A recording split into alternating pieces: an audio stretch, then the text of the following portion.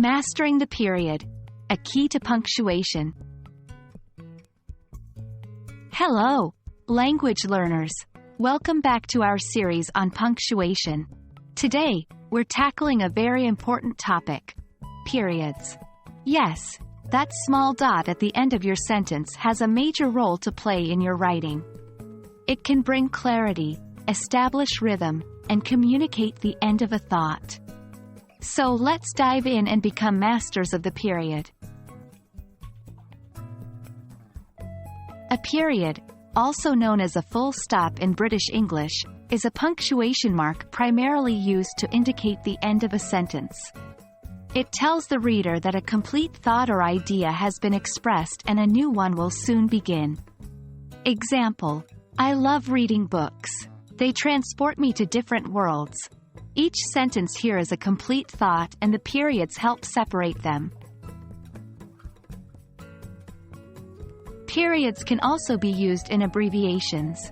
Abbreviations are shortened forms of words or phrases. When we abbreviate, we often use periods to signal the absence of some letters. Example: Dr. Smith lives in the U.S. In this sentence, doctor is an abbreviation of doctor, and U.S. is an abbreviation for United States.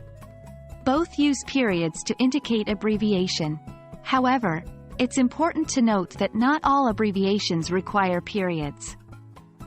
Some depend on the stylistic guides, such as USA versus USA, or Mr. versus Mr. in British English. In some cases, periods are used in numbering or bullet points to separate and organize information. They make lists more readable and information easier to absorb. Example: 1. Wake up early. 2. Have a healthy breakfast. Go for a run.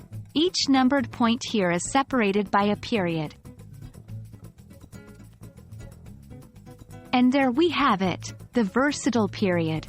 We've covered how to use periods to end sentences, in abbreviations, and even in lists.